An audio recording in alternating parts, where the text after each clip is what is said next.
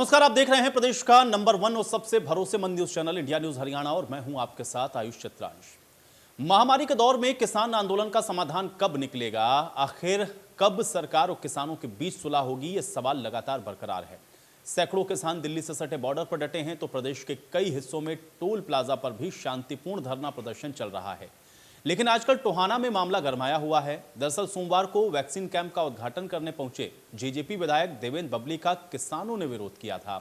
ये मामला बढ़ता गया और बुधवार की शाम पुलिस ने कई किसानों को इस सिलसिले में गिरफ्तार कर लिया।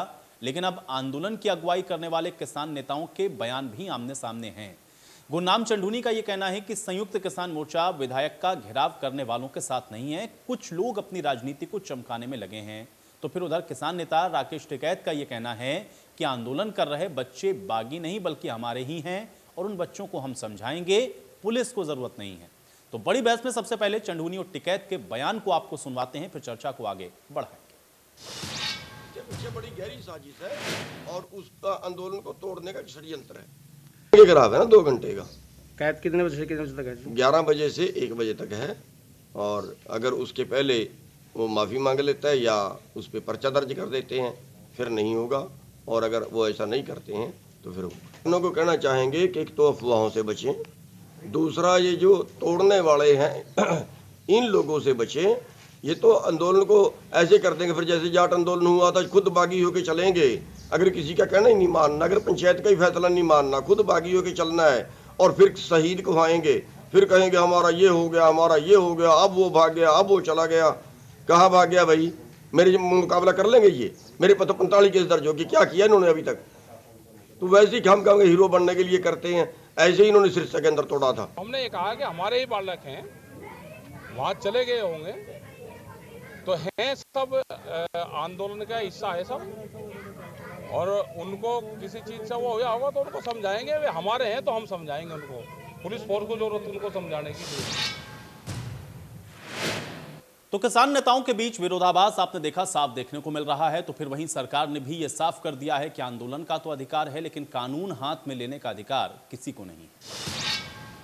बता दिया गया है कि शांतिपूर्ण तरीके से अगर कोई आंदोलन होता है हमें उसमें कहीं कोई आपत्ति नहीं है, लेकिन लॉ एंड ऑर्डर को अगर कोई अपने हाथ में लेता है तो उसको बर्दाश्त नहीं किया जाएगा, और उसमें जो भी कानून सम्मत कार्रवाई होगी वो डीसी को कह दिया गया, उसमें बिल्कुल हिचकना नहीं है, उसको जरूर करेंगे। ये हमने पहले दिन से कहा है कि आंदोलन करना उनका अधिकार है, लेकिन कानून अपने हाथ में नहीं लेने देंगे। कल जिस प्रकार से वहां पर झड़प हुई है और काफी गंभीर जख्म भी आए हैं, इस चीज को बर्दाश्त नहीं किया जाएगा।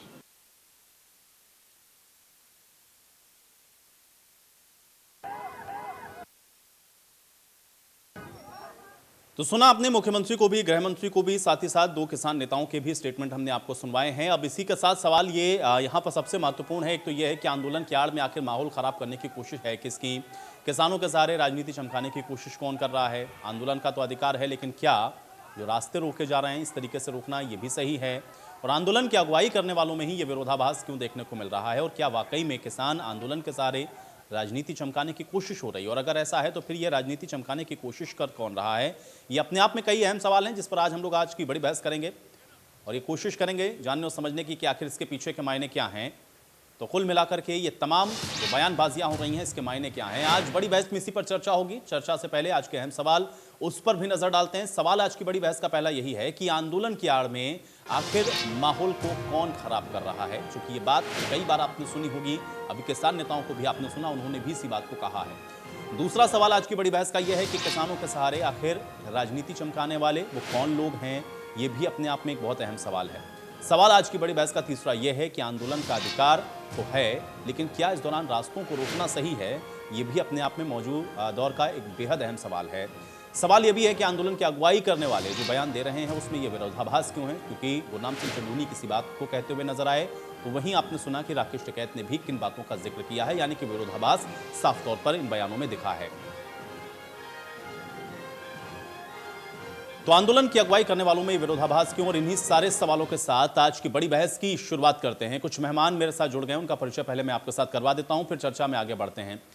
प्रवीण अत्रे जी हमारे साथ जुड़ रहे हैं, प्रवक्ता हैं भारतीय जनता पार्टी के। प्रवीण अत्रे जी, बहुत स्वागत है आपका इस चर्चा में। विजेंद्र रेड्डू जी हमारे साथ जुड़ रहे हैं, प्रवक्ता हैं इनेलो के। विजेंद्र रेड्डू जी, आपका भी स्वागत। आशीष यादव जी हमारे साथ जुड़ रहे हैं भारतीय किसान यूनियन की तरफ से। आशीष यादव जी, आपका भी बहुत स्वागत है। और बालमुकुंद शर्मा जी हमारे साथ फोन लाइन पर जुड़े हुए हैं, कांग्रेस पार्टी के प्रवक्ता हैं। बालमुकुंद शर्मा जी, आपका भी बहुत स्वागत है।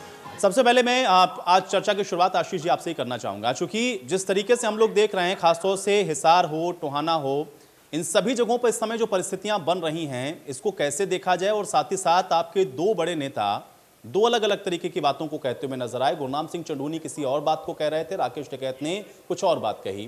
क्या मायने समझे जाएं, ये विरोधाभास क्यों है इस बयान में, और ये जो विरोध प्रदर्शन चल रहा है इसके मायने क्या? देखिए, विरोध प्रदर्शन आप जान रहे हैं कि 6 महीने से ऊपर हो गया है कि भारतीय जनता पार्टी और किसान संयुक्त मोर्चा दिल्ली के बॉर्डर पे जो है अपनी मांगों को लेकर के बैठा हुआ है। आप ये बताइए, हम लोग भी किसान हैं, हम लोग भी अपने घर जाना चाहते हैं, हम लोग भी अपना जो हक हम लोग को मांगना हमारा अधिकार है, और अपने अधिकार को लेकर के हम लोग शांतिपूर्वक धरना प्रदर्शन कर रहे हैं और शांतिपूर्वक धरना प्रदर्शन चल रहा है। अब बीच में कहीं मान लीजिए कोई ऐसी बात आ जा रही है, कुछ ऐसे लोग अराजक तत्व इसमें घुस जा रहे हैं, उनकी भी जो है पहचान की जा रही है, उनको भी जो है बाहर निकाला जा रहा है। और अगर कोई ऐसी बात है, अभी जो टिकैत साहब ने कहा कि अगर सरकार हमारी बात नहीं मानेगी तो हम। लेकिन आशीष जी, इसी बात पर मैं आपको रोकूंगा। मुझे लगता है राकेश टिकैत जी का स्टेटमेंट मैं आपको याद दिला दूं। उन्होंने कहा कि हमारे ही बच्चे हैं, वो कोई बागी थोड़ी ना है, और अगर हो भी गए हैं तो हम उनको समझाएंगे। आप कह रहे हैं कि अराजक तत्व घुस आए हैं, राकेश टिकैत इस बात को कह रहे हैं कि हमारे ही बच्चे हैं। पहले तो ये क्लियर करिए कि वो आपके बच्चे हैं या फिर अराजक तत्व हैं।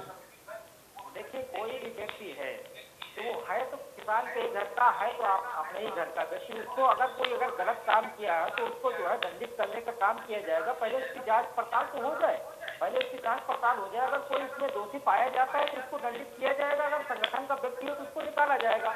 अपने व्यक्ति हैं तो समझाया तो अपने ही व्यक्ति को जाएगा।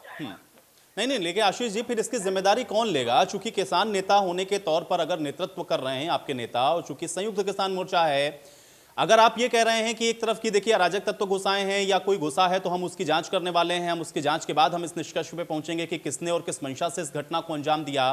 तो साथ ही सवाल ये भी है कि राकेश टिकैत ये भी तो कह रहे हैं ना कि वो हमारे ही बच्चे हैं, बागी हो गए हैं। इनको लेकर के जो बातें आप लोग कहते हैं मंच से, या इनको जो आप निर्देशित करते हैं, ये समझते क्यों नहीं है? सवाल इस बात का भी है, अगर यहां से कोई और विपरीत या विषम परिस्थितियां बन जाती हैं तो क्या उसकी जिम्मेदारी आपके किसान नेता लेंगे? क्या राकेश टिकैत लेंगे? क्या गुरनाम सिंह चंडूनी लेंगे? देखिए, जिम्मेदारी राकेश टिकैत जी पूरा ले रखे हैं।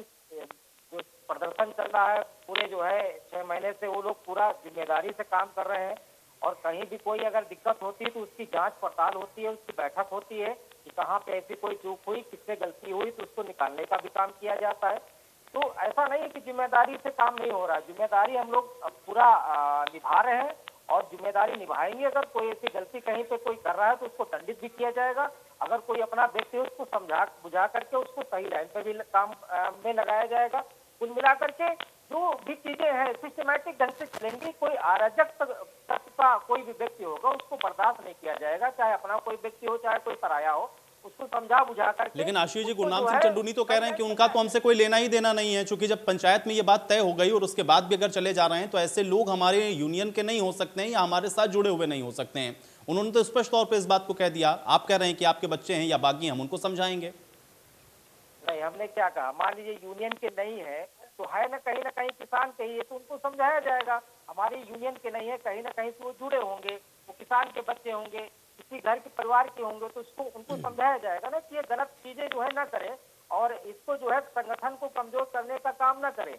संगठन अपने तरीके तो कुल मिला के आशीष जी, आप ये मानते हैं कि जो हुआ है वो गलत है, वो नहीं होना चाहिए था? इसका जो है हमें मालूम नहीं है क्या अधिकतर क्या इसमें दिक्कतें आई हैं क्या नहीं है, तो टिकैत साहब भी जान सकते हैं। हालांकि जितनी हमको खबर मिली थी कि उसमें जो है नहीं आशीष जी भाई, आप भी यूनियन से जुड़े हुए हैं, टिकैत साहब आप लोगों के साथ भी तो चर्चा करते होंगे, और आपको भी जानकारी नहीं कि वहां पे एग्जैक्टली क्या हुआ है? नहीं, इस समय हम लोग भी कोविड में हॉस्पिटल में थे, इसलिए जो है इस बीच जो है हमारी उनकी बातचीत भी नहीं हो पाई 1 हफ्ते से करीबन में। क्योंकि हम लोग भी कोविड से, पूरा परिवार कोविड से जो है संक्रमित था, इसलिए हम जो है करीबन में 1 महीने से हम वहाँ धरने पे भी नहीं जा पाए और उनसे बातचीत भी नहीं हो पाई तकरीबन 10-15 दिन से। चलिए ठीक है प्रवीण अत्रे जी, कुल मिलाकर के ये जो एक विरोधाभास है, एक तो 2 बड़े नेता इनके किसान यूनियन के, दूसरा ये है कि जिस तरीके से हम लोग देख रहे हैं कि बार बार चाहे हाईवे को जाम कर देना हो, चाहे टोल नाकों को जाम कर देना हो, अब ये जो टोहाना या हिसार तक ये जो सारा हम लोग देख पा रहे हैं कि घटनाक्रम पहुंचता हुआ दिख रहा है, इसके मायने क्या समझ में आ रहे हैं और कौन है, क्योंकि बार बार ये कहा जाता है कि इनके सारे राजनीति चमकाने की कोशिश है, कौन है वो जो इनके सारे राजनीति चमका रहे हैं? देखिए आयुष, जहां तक जिस तरह से डिनायल मोड में है भारतीय किसान यूनियन के प्रवक्ता, एक चीज तो स्पष्ट समझ में आ रही है जो मैं पहले दिन से बोलता था। आयुष, आपको याद होगा मैं पहले दिन से ये बात बोलता था कि ये किसान का चोला पहने हुए अराजक तत्व है, जिसके पीछे कुछ एजेंडाधारियों का दिमाग है। वर्चस्व की जंग अब आप देख रहे हैं किस तरह से गुरनाम चढ़ूनी ये कह रहे हैं कि जिन लोगों ने विधायक के ऊपर हमला किया, जो उनके घर के घेराव के लिए एक संयुक्त किसान मोर्चा उनके साथ नहीं है। योगेंद्र यादव ये कह रहे हैं कि संयुक्त किसान मोर्चा उनके साथ है। राकेश टिकैत उन्हें अपने बच्चे बता रहे हैं। गुरनाम चढ़ूनी ये कह रहे हैं कि कुछ लोग हीरो बनने की कोशिश कर रहे हैं। देखिए, हमें पहले दिन से इस बात को समझना होगा और ये होना स्वाभाविक भी था, क्योंकि जो एजेंडाधारी इस एजेंडे के पीछे हैं, वो एजेंडाधारी अपनी पार्टी के अंदर गुटबाजी नहीं खत्म कर सके। स्वाभाविक है, उनमें आस्था रखने वाले ये तथाकथित किसान नेता भी वैसा ही व्यवहार करेंगे। आपको याद होगा, ये जो अपने आप को किसान हितैषी बता रहे हैं, देखिए राकेश टिकैत उत्तर प्रदेश में जाके ये कहते हैं कि उत्तर प्रदेश सरकार को हरियाणा सरकार की तरह बिजली का प्रबंध करना चाहिए। मतलब वो मानते हैं कि हरियाणा सरकार ने किसानों के लिए बेहतर बिजली का प्रबंध किया है, लेकिन यहाँ आके उल जुलूल बोलते हैं। जिस वक्त केंद्र सरकार किसानों के खाते में सीधे पैसे जमा करने की बात करती है और पंजाब की कांग्रेस सरकार उसका विरोध करती है, एक भी किसान नेता किसान हित में उसकी आलोचना नहीं करता। इससे बड़ा सबूत क्या होगा? उसके बाद गन्ने की पेमेंट की बात करते हैं राकेश टिकैत, लेकिन पंजाब के अंदर गन्ने का भाव 320 रुपए क्विंटल, हरियाणा में गन्ने का भाव 350 रुपए क्विंटल। पंजाब के किसान का लगातार नुकसान हो रहा है, एक भी किसान नेता उसके खिलाफ आवाज नहीं उठाता, क्योंकि पंजाब में कांग्रेस की सरकार है। इससे समझ में आता है कि ये किसान नेता नहीं है। और मैं पहले दिन से कह रहा था, आप भी जानते हैं, राकेश टिकैत खतौली से कांग्रेस की टिकट पे विधानसभा चुनाव लड़ते हैं। राकेश टिकैत मेंबर पार्लियामेंट का चुनाव अमरोहा से लड़ते हैं कांग्रेस प्लस आरएलडी की टिकट पे। गुरनाम सिंह चढ़ूनी की पत्नी लड़ती है मेंबर पार्लियामेंट का चुनाव आम आदमी पार्टी की तरफ से। और योगेंद्र यादव का सबको पता है कि वामपंथी हैं। तो ये वो लोग हैं जो विपक्षी दलों के इशारे से किसान का चोला पहन के लगातार झूठ बोल के किसानों को बरगला रहे हैं, किसानों के सामने झूठ रख रहे हैं। देखिए आयुष, जब आंदोलन शुरू हुआ था उस वक्त मांग ये थी कि साहब एमएसपी खत्म हो जाएगी, मंडियां बंद हो जाएंगी, जो कि हुआ नहीं। हमने देखा मंडियां भी चल रही है, एमएसपी पे खरीद भी पहले से ज्यादा हो रही है।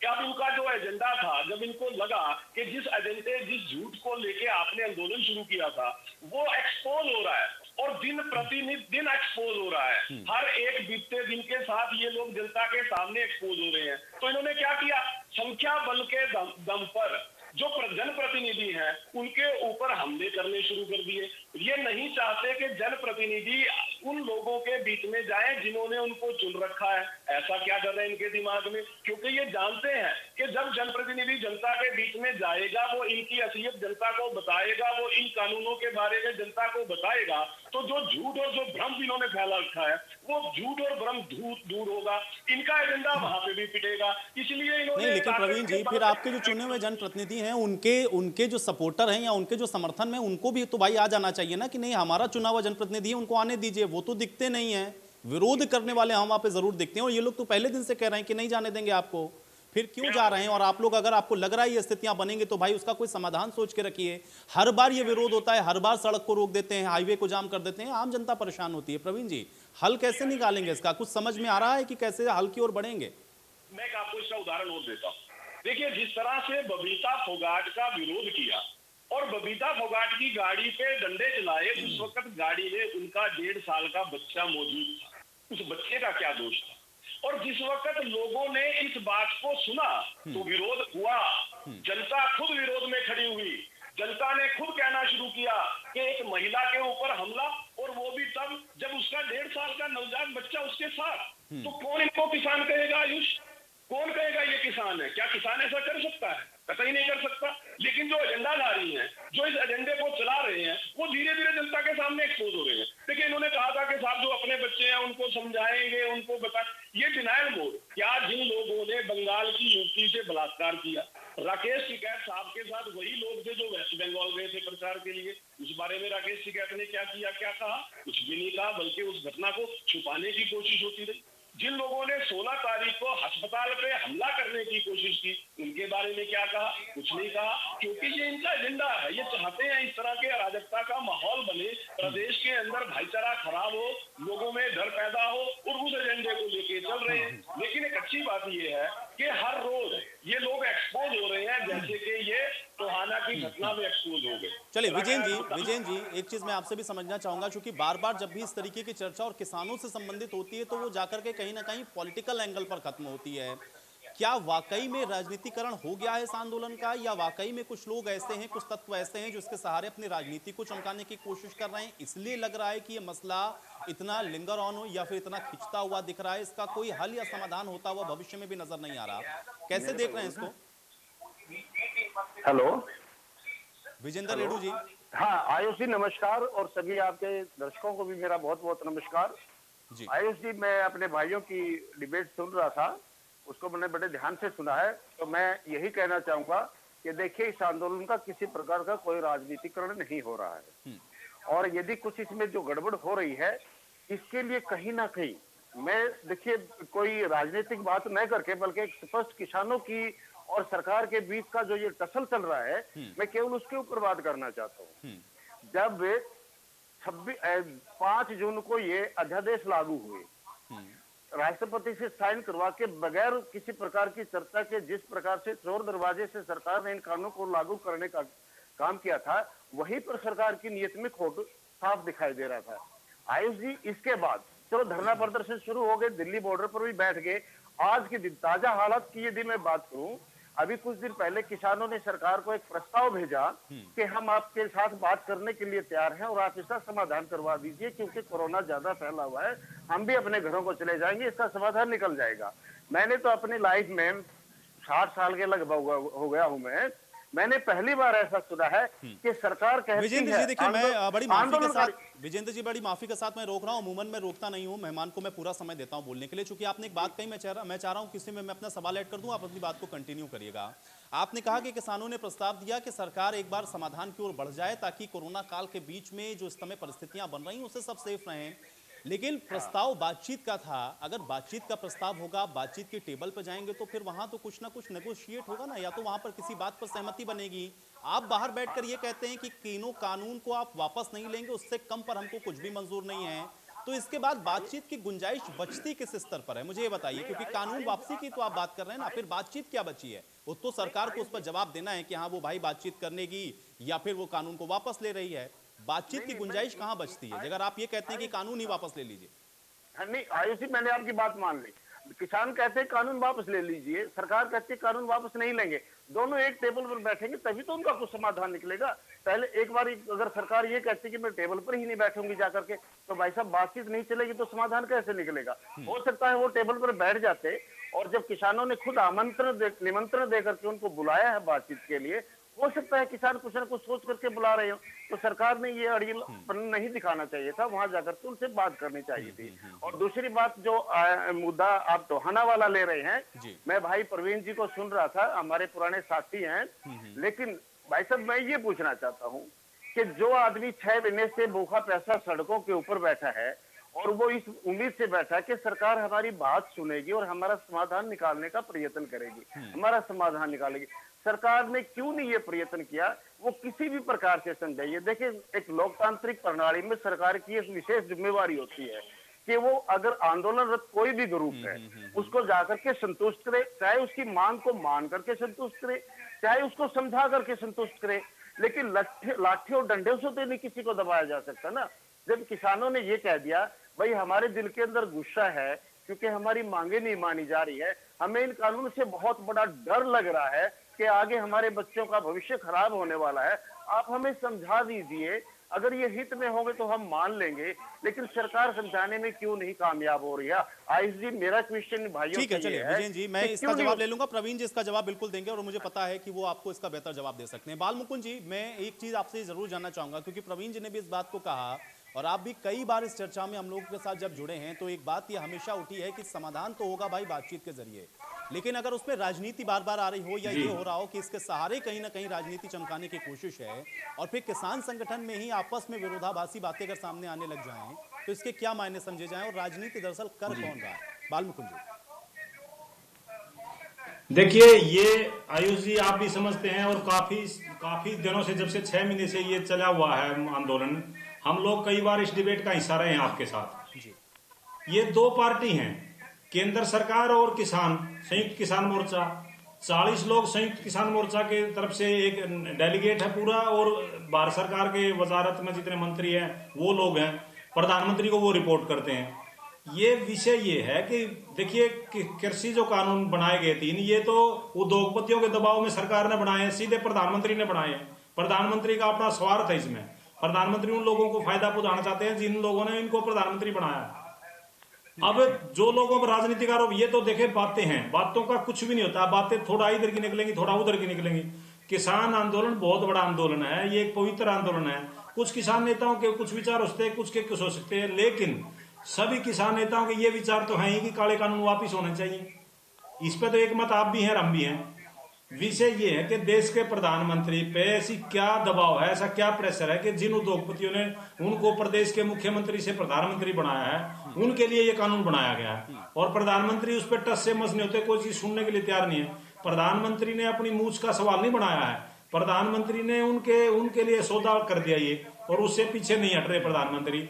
इसी विषय को लेकर के देश के जो किसान अन्नदाता सड़कों पर बैठे, मीडिया में भी कई बार चीजों को घुमाने की कोशिश की जाती है। क्या है राजनीति? आप ये बताइए, आप मेरी बात सुनिए, एक बार मेरी बात सुनिए। वो 40 लोग और आप भी इसी चर्चा में थे और आपसे ही ये सवाल इनेलो के एक प्रवक्ता की तरफ से पूछा गया था कि भाई देखिए, जिम्मेदार तो आप भी उतना ही है। अगर आप कह रहे हैं कि उद्योगपतियों का दबाव इनके ऊपर है तो भाई ड्राफ्ट तो आप तैयार करके गए थे पूरा, इन्होंने तो उसको सिर्फ इंप्लीमेंट कर दिया। उन्होंने ये आरोप उस दिन भी आप पे लगाया था। अगर आप ये कह रहे हैं कि ये उद्योगपतियों के दबाव में, तो उस समय आप किसके दबाव में थे? क्यों लाने की कोशिश थी? आप मेरी बात सुनिए। आज इनेलो का हिंदुस्तान की किसी पंचायत मेंबर भी नहीं है, पूरे हिंदुस्तान में। विधायक की तो बात छोड़िए, इनेलो जैसे तो 20-30 दल है हरियाणा में, आप 10 आदमियों को बुला लो। इनेलो से ज्यादा वोट लिए तो और बहुत दल हैं, आप किसी को बिठा लो डिबेट में और कोई भी कुछ बोल देगा। उसकी जिम्मेवारी होती है। इस तरीके जैसे भारतीय राष्ट्रीय कांग्रेस है, विधानसभा में, लोकसभा में हमारे हम यहाँ विपक्ष के नेता हरियाणा में, हमारी सरकार बगल लगते पंजाब में, हमारी सरकार है राजस्थान में, हमारी सरकार है महाराष्ट्र। आपने नहीं बनाया था, आपने ये ड्राफ्ट तैयार नहीं किया था बाल मुकुंद जी, मतलब आप ये कहना चाहते हैं? मैं ये कहना चाहता हूँ, आपको एक बात सुनिए आप, ये सरकारें जो हैं ये हिस्सा हैं प्रगति की तरफ। सरकार किसी की भी हो, कंटिन्यूटी चलती है, उसमें नियम और कायदे कानून होते हैं। हमने ये ड्राफ्ट नहीं बनाया था जो आज ये लेके आ रहे। यूं तो जीएसटी भी हम लेके आए थे, लेकिन हमारी जीएसटी में 5% जीएसटी थी और इनकी में 28% है। इसीलिए तो हमारे राष्ट्रीय अध्यक्ष गब्बर सिंह टैक्स बोलते हैं 28% जीएसटी। हमने तो डीजल पेट्रोल को भी जीएसटी में ले रखा था। हमारा देखिए, कांग्रेस का एक चीज का अनुभव समझिए, हमने 54 साल इस देश पर शासन किया, राज किया, हमें राज काज करना आता है, हमें उस भाषा का पता है, उस परिभाषा का पता है, हमें अपने दीन ईमान का भी पता है, हमें लोगों की गुर्बत का। आपने ये नहीं देखा 2004 से 14 तक यूपीए के शासनकाल में ऑन रिकॉर्ड हमने 28 करोड़ लोगों को गरीबी रेखा से ऊपर लिया है, और ये इस 7 साल में 23 करोड़ के नीचे लिए, तो आंकड़े बोलते हैं सर। और 45 साल में बेरोजगारी सबसे ज्यादा है सर। ये जो 3 काले कानून, आयुष जी आप समझ के चलना, हमारी आने वाली नस्ल खत्म हो जाएगी, पीढ़ियां खत्म हो जाएंगी। ऐसे चलिए बाल मुकुंद जी, उस दिन भी आपने बात कही थी और आपने कहा था कि आप कांग्रेस प्रवक्ता होने से पहले किसान हो और इसलिए आप उस बात को बहुत बेहतर तरीके से बता रहे थे। ठीक है, मैं उस बात को थोड़ा और आगे बढ़ाऊंगा। प्रवीण जी आपके पास मैं आऊंगा, लेकिन आशीष जी का भी मैं एक रिएक्शन जरूर चाहूंगा।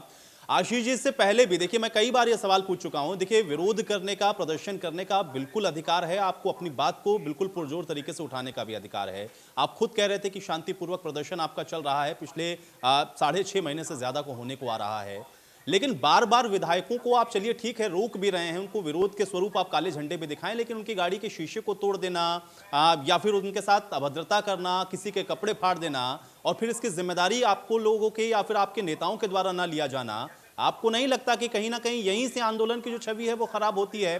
कौन लेगा इस बात की जिम्मेदारी? विरोध प्रदर्शन का एक तरीका है, एक दायरा है, उससे बाहर क्यों जाते हैं?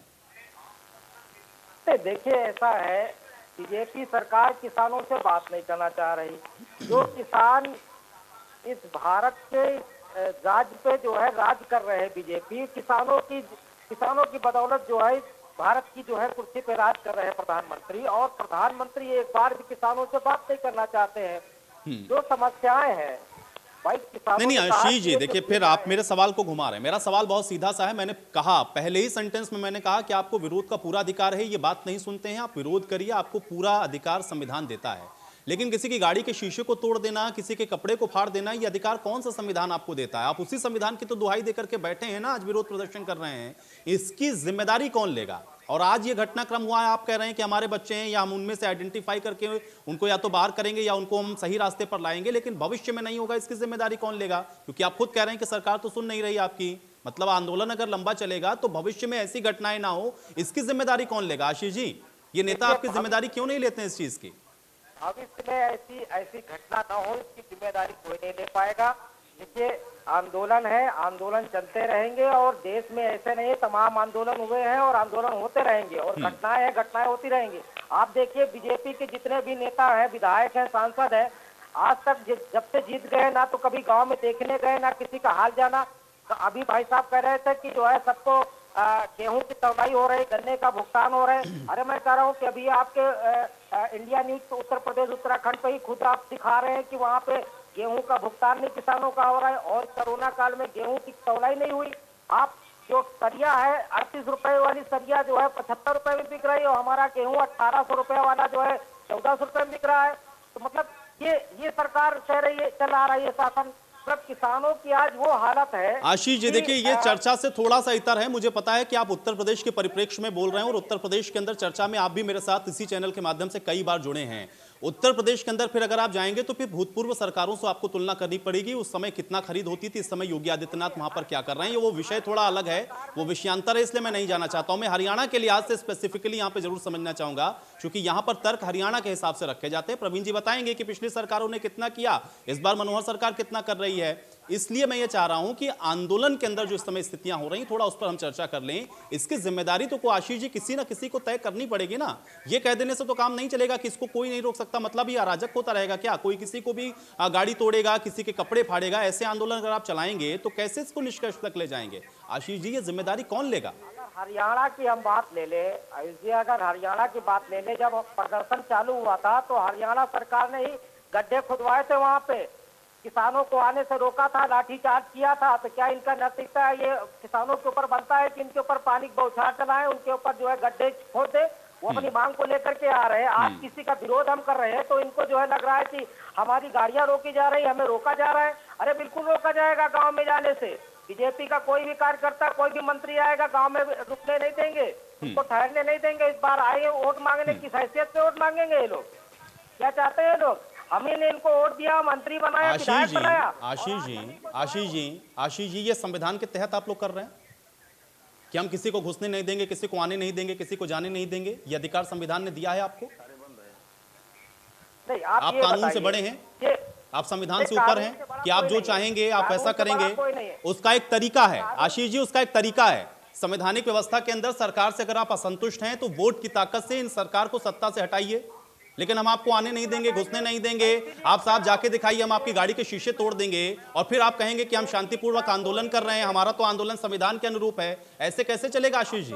हम तो कह रहे हैं बीजेपी का कोई भी व्यक्ति हमारे गांव में आया तो उसको वोट मांगने के लिए हम यहाँ पे घुसने नहीं देंगे। क्यों? ये अधिकार किसने दिया है आपको? ये अधिकार किसने दिया है? कानून से ऊपर हैं आप? हम किसान हैं, हम वोटर हैं। आप वोट मत दीजिए, आप वोट मत दीजिए आशीष जी, आप वोट मत दीजिए, आप वोट मत देने की अपील भी करिए, लेकिन हम घुसने नहीं देंगे, जबरदस्ती नहीं आने देंगे। ये संवैधानिक व्यवस्था है। फिर आप भी अपेक्षा मत करिए ना, फिर आप अपेक्षा मत करिए कि संवैधानिक या कानूनी व्यवस्था के तहत आपको हर सहूलियत मिले, फिर ये उम्मीद मत करिए। बीजेपी आपके लिए नियम कानून से बढ़कर सारी चीजें हैं।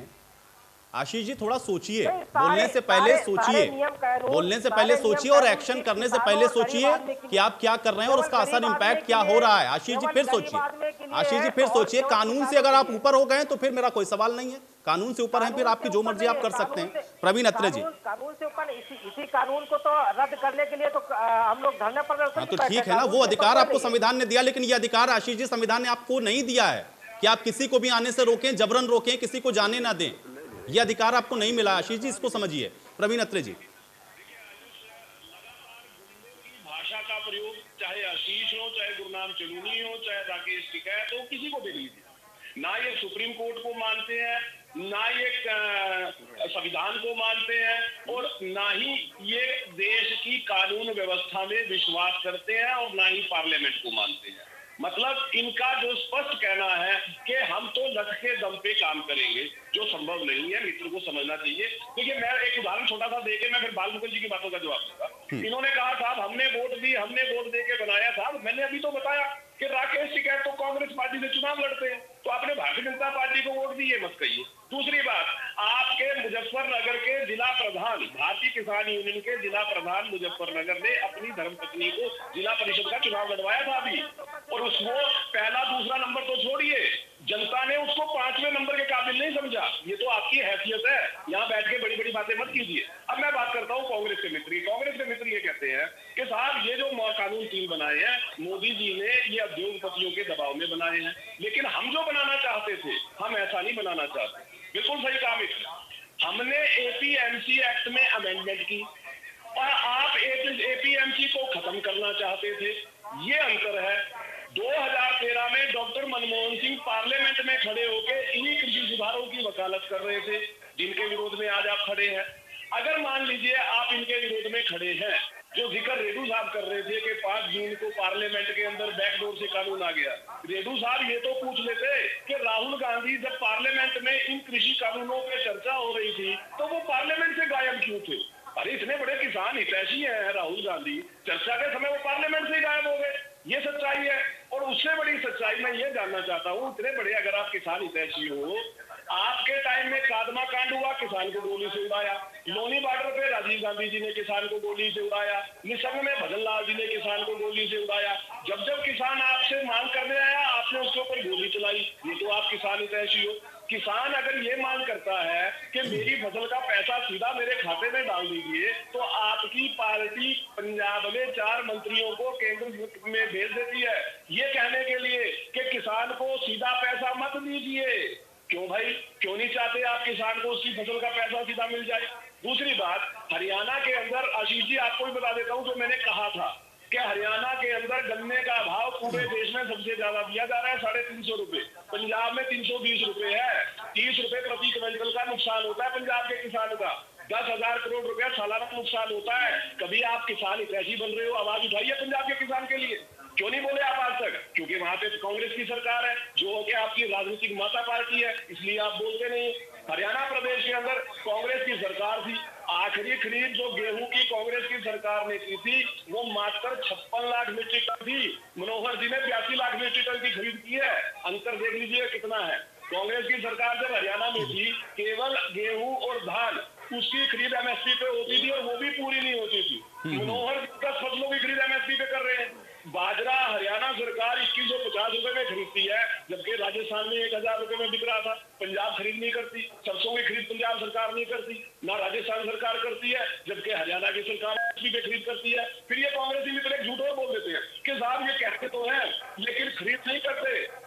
भाई पिछली बार का बाजरे का आंकड़ा 7 लाख मीट्रिक टन का, सरसों का आंकड़ा 7 लाख मीट्रिक टन का, वो तो रिकॉर्ड खींचते हैं, उनको तो आप रिकॉर्ड पे चेक कर लेते हैं। मूंग जिसकी कभी एमएसपी पे खरीदी नहीं हुई हरियाणा प्रदेश में, मनोहर सरकार ने आके मूंग को एमएसपी पे खरीदा। सूरजमुखी के लिए किसान कैसे रह गए, कभी एमएसपी पे खरीदा नहीं गया, मनोहर सरकार ने एमएसपी पे खरीदा। मैं हैरान होता हूं कि जब ये कांग्रेसी मित्र ये कह देते हैं कि साहब ये तीनों कानून तो काले हैं। रेड्डू साहब आपके लिए भी कह रहा हूं, जो बार बार आप किसान कह रहे हो, हरियाणा प्रदेश के अंदर 17 लाख किसान परिवार है। अगर मल्टीप्लाई बाय 4 कर ले, ये मान ले कि एक परिवार में 4 सदस्य हैं, तो लगभग 60 लाख लोग बनते हैं।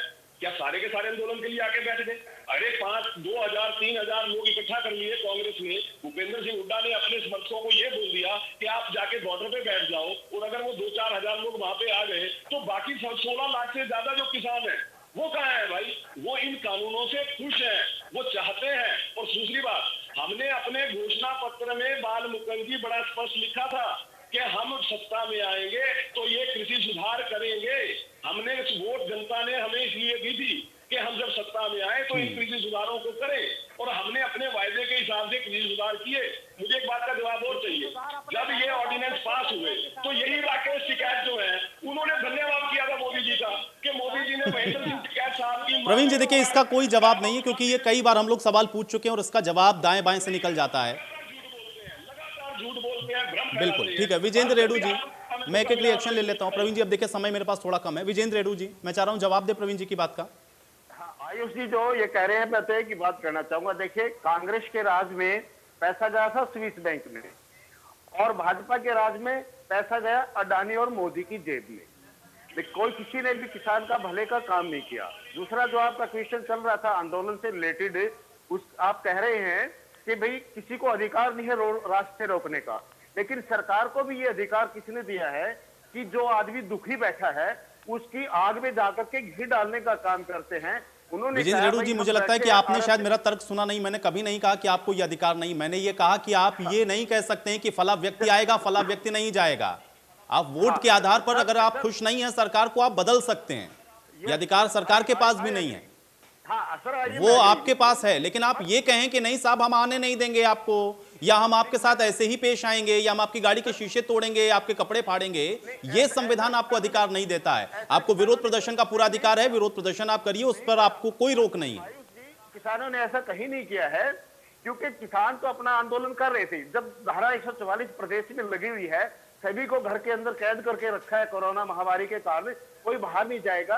क्या जरूरी है कि ऐसे समय में जाकर के मुख्यमंत्री और अन्य मंत्रीगण जाकर के उद्घाटन करते हैं? एक टेम्परेरी हॉस्पिटल का उद्घाटन करने के बाद ये मुद्दा खड़ा हुआ, क्या आवश्यकता थी? आज वहां न बेड है, न डॉक्टर है, न उसमें कोई सुविधा है, तो वहां चंडीगढ़ बैठ करके भी तो उसका उद्घाटन हो सकता है। मैं तो ये मानता हूँ कि सरकार कहीं ना कहीं किसानों को उकसा करके देखना चाहती है कि इनमें अभी कुछ बचा है या खत्म हो गया। तो ऐसा सरकार को कभी नहीं सोचना चाहिए, बल्कि किसान की तो माँ होती है सरकार, जनता की माँ होती है। जब जनता परेशान है तो किसान उस जनता की समस्या का समाधान करने का प्रयत्न करना चाहिए, न कि उसको उकसाने का काम करना चाहिए। आयुष जी, कहीं ना कहीं ये गलती सरकार की तरफ से होती है, और जब सरकार की तरफ से गलती होती है तो भाई वो अपना ज्ञापन देने के लिए जाएंगे, अपना विरोध करने के लिए जाएंगे, तो वहां जब उसके साथ जाती होती है तो बचाव में किसी ने, वो भी अपने भागे हैं बेचारे किसान, तो अपने उल्टे भागे हैं, लेकिन पीछे से उनको डंडे लाठियों से पीटा गया। एक औरत के ऊपर एक मेल कर्मचारी उसके ऊपर अटैक करता है, तो ये भी तो जागती है भाई। सब सरकार को तो शांति। तो विजेंद्र जी, यही तो देखना है ना कि शुरुआत कहां से हो रही है। मैं कह रहा हूं विरोध प्रदर्शन आप कर रहे हैं, काले झंडे दिखा रहे हैं, आप दिखाइए, वो आपका अधिकार है कि आप विरोध जता रहे हैं, लेकिन गाड़ी के शीशे अगर आप तोड़ेंगे या भद्रता आप करेंगे तो फिर आपको क्या लगता है प्रशासन हाथ पे हाथ रख के बैठा रहे? नहीं आयुष जी, सिरसा की आप घटना देख लीजिए। सिरसा की मैंने पूरी वीडियो यूट्यूब पर देखा था। किसानों ने हाथ जोड़ करके निवेदन किया कि हम सिर्फ एक अपना जो ना पुतला फूकना चाहते हैं, विरोध प्रदर्शन करना चाहते हैं, हमें वहां तक जाने दे दीजिए। लेकिन प्रशासन के ऊपर इतना दबाव सरकार ने बना रखा था कि उनको आगे नहीं बढ़ने दिया। अगर उनको आगे बढ़ने देते तो कोई घटना नहीं होती। इसी प्रकार से देवेंद्र बबली जी की जो बात है, उनको वो रोक करके अपनी समस्या बताना चाह रहे थे कि भाई हमारी समस्या सुनो और इस समस्या को सरकार तक पहुंचाने का काम करना, लेकिन देवेंद्र जी ने उनको नहीं विजेंद्र जी, इतना सिंपल नहीं है। अगर ऐसा होता तो मुझे लगता है वो रुक करके समस्या सुन भी लेते, लेकिन समस्या इसी बात की है ना, क्योंकि एक तरफ तो ये हो रहा है कि हम आने नहीं देंगे, आपको जाने नहीं देंगे, घुसने नहीं देंगे, आप आकर के तो दिखाइए, वोट मांग करके तो दिखाइए। और वहां पर अगर चुना हुआ जनप्रतिनिधि जाएगा तो निश्चित तौर पर उनके साथ यही जो हुआ यहाँ पर जो हम लोग को देख रहे हैं, इसी पर लगाम और इसी पर अंकुश लगाने की जरूरत है। आंदोलन यहीं से मुझे लग रहा है कि डिरेल हो रहा है। अगर आप सही मोटिव के साथ चल रहे हैं तो ये जो चीजें हो रही हैं ना, इससे अगर आप बचकर चलें तो ये बहुत सही तरीके से और बहुत अपने निश्चित तय अंजाम तक पहुंचेगा। बाल मुकुंद जी, एक रिएक्शन चाहूंगा मैं आपका प्रवीण जी की बात पर। जी देखिए, प्रवीण जी जो है वो झूठ को सच साबित करने की कोशिश करते हैं पिछले 6 महीने से। प्रवीण जी की बातों को तो इनकी पार्टी सीरियस नहीं ले रही। प्रवीण जी जो बातें कहते हैं वो इनकी पार्टी में ही कंट्राडिक्शन है। आप दो चीज समझिए आयुष जी, जैसे आपने भी अभी बताया है, आंदोलन बिल्कुल सही दिशा में गया हुआ है, देवेंद्र बबली को देर सवेर माफी मांगनी पड़ेगी। ये जो किसान के बेटे हैं, जो किसान पिछले 6 महीने से सड़कों पर बैठे हैं, इनका बलिदान, इनका त्याग व्यर्थ नहीं जाएगा। जो घटना हुई है, किसान नेता चडूनी जी ने भी उसका स्पष्टीकरण दिया है और आगे भी देते रहेंगे किसान नेता। किसान एक पवित्र आंदोलन है, इसके बारे में कोई भी जो आज प्रवीण अत्रे जी हो या दूसरे प्रवक्ता ये विचार रख रहे हैं, कल की इनकी भी जवाब है। इनको जनता के बीच में जाना तो है। देखिए 67 साल में, देश की आजादी से 67 साल में बीजेपी को मौका मिला था देश में शासन करने का, 67 साल के बाद, और इन्होंने अब ऐसा काम कर दिया, अगले 67 साल भी बीजेपी को लोग गांव में नहीं आने देंगे। रही बात आप घुसने वाली बात कह देते हो, ये भी स्वतंत्रता है, ये हमारे देश की आजादी है। अब आप ये बताइए, आपने किसानों पे ये बात रख दी कि भाई आप किसी को घुसने नहीं देंगे। ठीक है, मैं मानता हूं सबका राइट है मांगने का वोट। जब ये लोग गोडसे जैसे व्यक्ति को सही साबित करने में लगे हुए हैं 67 साल से, मतलब इन लोगों की आप एक परिकाष्ठा तो देखिए। बालमुकुंद जी, फिर ये तो ये तर्क नहीं है बालमुकुंद जी, इसको मैं तर्क नहीं, इसको मैं कुतर्क कहता हूं। एक गलत या एक सही, आपको उसके लिए एक तर्क सही ढूंढ कर लाना चाहिए। बालमुकुंद जी, मैंने सिर्फ इतना कहा, अगर ये कह रहे हैं कि इनकी एक्सेप्टेंस नहीं है, जनता इनको नकार रही है, तो मैं तो कहता हूं कि इनको जाने दीजिए। ये वोट मांगेंगे, जनता इनको अपने आप ही वोट नहीं देगी। लेकिन अगर आप ये कहते हैं कि नहीं साहब हम घुसने ही नहीं देंगे, आप आकर के तो दिखाओ, हम लाठी डंडे मारेंगे, हम आपकी गाड़ी के शीशे तोड़ेंगे, वहीं से ये चीज बिगड़ती है, वहीं से चीज बिगड़ती है। अब ये गोडसे का समर्थन करें या किसी का समर्थन करें, इससे मुझे लगता है कि आप इसको जायज नहीं ठहरा सकते हैं कि जो कर रहे हैं ये लोग। हमने ऐसे नहीं कहा, बिल्कुल नहीं। कोई लठ मारने का किसी को अधिकार नहीं, कानून अपने हाथ में लेने का अधिकार नहीं, किसी को गाड़ी करने का नहीं, गांव में रोकने का अधिकार नहीं। मैं तो आपको ये कहना चाहता हूं कि जो इनको जिस भाषा में जवाब मिल रहा है ये बिल्कुल ठीक है। प्रजातंत्र में हर किसी को अपनी बात रखने का अधिकार है, वोट मांगने का अधिकार है, इनको जाने देना चाहिए। बल्कि ये अगर नहीं जाएंगे तो ये बालमुकुंद जी, बस मैं यही बात चाह रहा था कि आशीष जी भी इस चीज को एक्सेप्ट करें। मैं तो कहता हूं कि विरोध नहीं, बल्कि आप कहिए, आप जाइए, मिलिए, जनता से मिलेंगे, जनता खुद आपको फीडबैक दे देगी। लेकिन अगर आप रोकेंगे और लोगों से मुलाकात नहीं करने देंगे चुने हुए जनप्रतिनिधि को, तो फिर यह संशय में डालने वाला है। कहीं ऐसा तो नहीं कि उसके अंदर बहुत सारे लोग ऐसे हैं जो प्रवीण अत्रे जी के साथ खड़े हों। अगर आप इतने आश्वस्त हैं तो उनको जाने दीजिए। आयुष जी, मेरी बात सुनिए जी, मैं बताता हूं आयुष जी, अगर ये जो प्रवक्ता किसान यूनियन के ऐसा बयान दे रहे हैं ना, तो मैं समझता हूं किसान यूनियन आगे इनको टीवी पे डिबेट पे ही नहीं भेजेगी। ये गलत बयान नहीं इनकी, ऐसे नहीं होना चाहिए। प्रजातंत्र में सबको अधिकार है, भाजपा के लोगों को गांव में जाने दो, उनको अपनी बात रखने दो, और जब उनकी डोल में क्या आएगा, इनकी जमानतें जब्त होंगी, तब इनको पता लगेगा। ये जो प्रवक्ता है किसान यूनियन के, मैं समझता हूँ या तो ये नए प्रवक्ता है या ये अधिकृत प्रवक्ता नहीं है, इनको नहीं पता इस बात का। ऐसा बयान तो देना नहीं चाहिए। ये बिल्कुल गैर कानूनी बात है, एक तरीके से ये संवैधानिक बात नहीं है। भाई ठीक है, हमें किसी को मारना तो दूर की बात है, धमकाने का भी अधिकार नहीं है, हमें किसी को डर का माहौल पैदा करने का भी अधिकार नहीं। हम प्रजातांत्रिक व्यवस्था के लोग हैं और जिम्मेवार लोग हैं।